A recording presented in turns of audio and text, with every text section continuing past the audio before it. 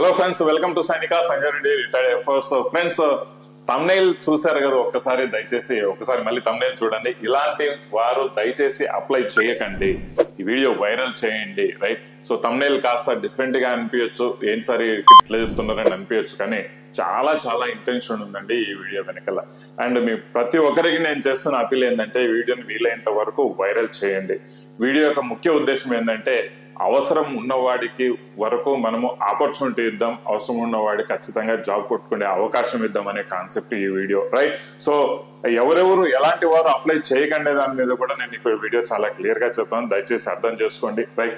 ఒక్కసారి మనం చూసామంటే 2024లో ఫిజికల్ ఒక స్టాటిస్టిక్స్ చూసామంటే, ఇప్పటి వరకు జరిగిన ఫిజికల్ స్టాటిస్టిక్స్ సార్ దాదాపు వచ్చేసి 45 నుంచి 50 వరకు ఆ పర్సెంటేజ్ వచ్చేసి ఆబ్సెంట్ పర్సెంటేజ్ ఉందండి.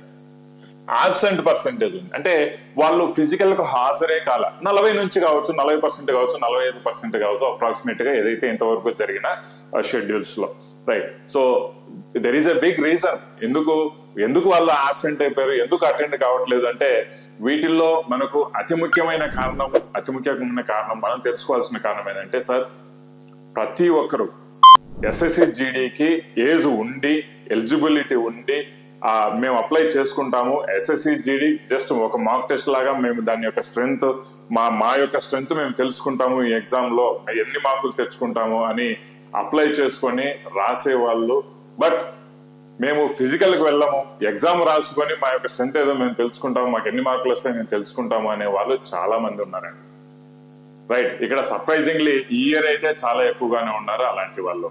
వాళ్ళకి ఏమి లేదండి, వాళ్ళు ఈ పర్టికులర్ గా ఈ ఎగ్జామ్ కు అవసరం లేదు, వాళ్ళు ఎస్ఎస్సి జీడీ ఎగ్జామ్ అనేది వాళ్ళకి అవసరం లేదు, వాళ్ళకి జాబ్ అవసరం లేదు. బట్ ఎగ్జామ్ రాసి మాక్ టెస్ట్ రాసుకొని వాళ్ళ యొక్క స్ట్రెంగ్త్ ఏంటి అనేది తెలుసుకుంటా ఉంటారు అనమాట. అలాంటి వాళ్ళు కామన్ గా వచ్చేసి సిహెచ్ఎస్ఎల్ గానీ, లేదంటే సిజిఎల్ గానీ, ఇంకా బ్యాంకింగ్ గానీ, ఏజ్ ఉంటుంది, అన్ని ఉంటాయి, క్రైటీరియా ఉంటుంది, ఎలిజిబిలిటీ ఉంటుంది, క్వాలిఫికేషన్ ఉంటుంది. ఇలాంటి వాళ్ళందరూ ఖచ్చితంగా ఎస్ఎస్సి ఎగ్జామ్స్ కు అప్లై చేసుకుంటారు, రాస్తారు, రైట్? సో రాసిన తర్వాత మంచి మార్క్స్ వస్తాయి. ఆబ్వియస్లీ ఏంటంటే పెద్ద పెద్ద ఇన్స్టిట్యూషన్స్, బాగా చదువుకున్న వాళ్ళు, మంచిగా ప్రాక్టీస్ చేసుకుంటున్న వాళ్ళు అందరూ ఎస్ఎస్జిడికి అప్లై చేస్తున్నారు, రైట్? సో వీలైనంత వరకు వాళ్ళకు మార్క్స్ 100 అబోవ్నే వస్తున్నాయి చూడండి, రైట్? సో బట్ వాళ్ళు ఫిజికల్కి వెళ్ళడం లేదు. బట్ ఇక్కడ ఏంటంటే, అక్కడ వేరే వాళ్ళకు రావాల్సిన ఆపర్చునిటీ అక్కడ ఇలాంటి వాళ్ళు లేకుండా చేస్తున్నారనే భావన అనమాట, రైట్? సో అదేంటి సార్ అట్లా నెగిటివ్ గా మాట్లాడుతారంటే, దయచేసి ఇక్కడ ఉన్న ఫ్యాక్ట్ మనం అర్థం చేసుకుంటే అదే వస్తుందండి. మనకు అవసరం లేదు, బట్ ఎగ్జామ్ రాస్తున్నాము. బట్ ఎవరైతే యావరేజ్ స్టూడెంట్ 65 మార్క్స్ 70 మార్క్స్ వరకు తెచ్చుకున్న స్టూడెంట్స్ ఎవరైతే ఉంటారో, right? So just because of candidates వల్ల, వీళ్ళ వల్ల, రైట్, వాళ్ళు జస్ట్ ఒక మాక్ టెస్ట్ లాగా కన్సిడర్ చేసి ఎగ్జామ్ రాస్తూ ఉండడం వల్ల ఏమైతుందంటే, కట్ ఆఫ్ జస్ట్ ఒక 75 వరకు అప్రాక్సిమేట్ గా వెళ్తుంది అనుకున్నాం, ఓవరాల్ కట్ ఆఫ్. వీళ్ళ వల్ల 75 వరకు కట్ ఆఫ్ వెళ్తుంది. బట్ ఇక్కడ ఏంటంటే, ఈ 65, 70 ఇలా రాసుకునే వాళ్ళకి మాత్రం ఖచ్చితంగా దెబ్బతింటారు. ఖచ్చితంగా వీళ్ళు out of the cut off వెళ్ళిపోతారండి, అవుట్ ఆఫ్ ది మెరిట్ వెళ్ళిపోతారు. సో ఈ యొక్క క్యాండిడేట్స్ ఎవరైతే హయ్యర్ లెవెల్ ఆఫ్ ఎగ్జామినేషన్స్ రాసే వాళ్ళు, ఎస్ఎస్సి జీడీని ఒక మాక్ టెస్ట్ గానే కన్సిడర్ చేసేవాళ్ళు దయచేసి అప్లై చేసుకోకండి.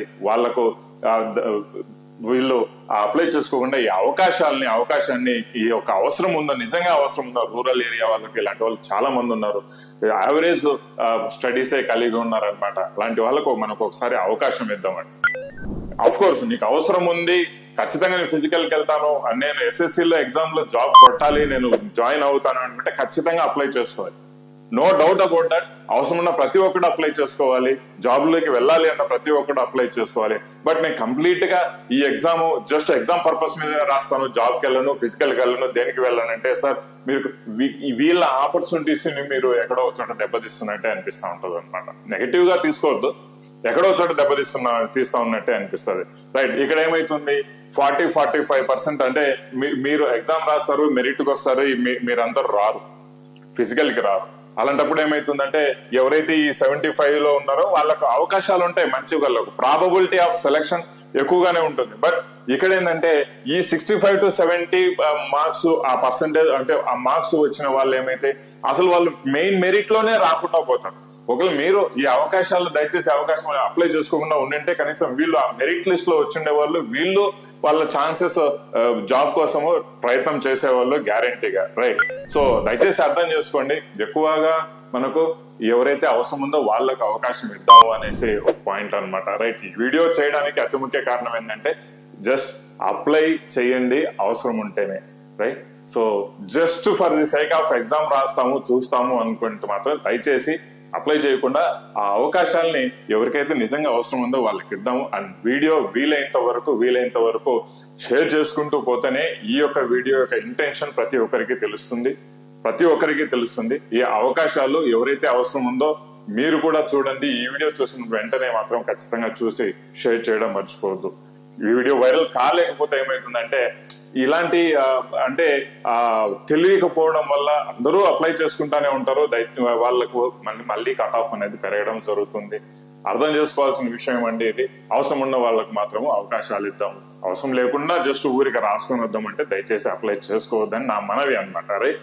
సో ఎక్కడ we're not commanding anyone and we're not ordering anyone, just నేను రిక్వెస్ట్ చేస్తున్నాను. సో అలాంటి వాళ్లకు అవకాశాలు వద్దండి, ఖచ్చితంగా అవకాశం ఉన్న వాళ్ళకి మనం ఒక అవకాశం ఇద్దాం, రైట్? సో ఎందుకు చేస్తున్నాం సార్ ఈ వీడియో అంటే మనం ఇప్పుడు 2024 జరిగిన ఫిజికల్ లో మనం గమనిస్తే 2024 ఫిజికల్ లో గమనిస్తే ఇంతే మనకు ఫిజికల్ ఇంత ఆబ్సెంట్ ఉన్నారండి. Just 55 every 100 members 55 to 60 members కంటే ఎక్కువ రావడం లేదు. వాట్ అవుట్ అదర్స్ అంటే వాళ్ళు ఏదో హైయర్ ఎగ్జామ్స్ రాసుకునే వాళ్ళు, లేదంటే హైట్ లేకుండా ఎగ్జామ్ రాసిన వాళ్ళు, ఓవర్ వెయిట్ ఉండే ఎగ్జామ్ రాసిన వాళ్ళు, బట్ అక్కడికి వచ్చేదానికే లేదు. బట్ వాళ్ళందరూ ఎగ్జామ్ రాసుకొని మనకు ఇక్కడ ఉన్న వాళ్ళ అవకాశాలు పోగొడుతున్నారండి. దయచేసి అర్థం చేసుకోండి ఈ విషయాన్ని. వీలైనంత వరకు వీడియో షేర్ చేసి అవసరం ఉన్న వాళ్ళు అప్లై చేసుకోవాల్సిందిగా కోరుతున్నాను. అండ్ అప్లై చేసుకోవాలనుకున్న వాళ్ళు వీలైనంత త్వరగా అప్లై చేసుకొని మీరు రెడీ చేసి పెట్టుకోండి. మీ ప్రిపరేషన్ అనేది ప్రాపర్ గా చేసి పెట్టుకోండి.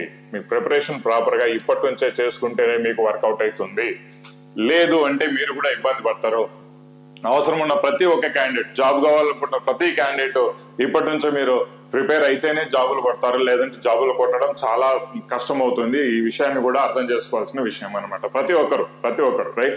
సైనిక నుంచి ఇవ్వాల్సిన మాక్సిమం సపోర్ట్ ఆన్లైన్ కోర్సెస్ లో కావచ్చు, లేదంటే సైనిక యూట్యూబ్ ఛానల్ ద్వారా కావచ్చు, మాక్సిమం సపోర్ట్ మీకు అందరికీ అందిస్తూనే ఉంటామండి. దయచేసి గుర్తుంచుకోవాల్సిన విషయం అనమాట. ఒకసారి ఈ వీడియోను వీలైనంత వరకు మీ ఫ్రెండ్స్ ప్రతి ఒక్కరికి షేర్ చేస్తూ ఉండండి అండ్ సపోర్ట్ చేస్తూ ఉండండి. Thank you very much. జై హింద్.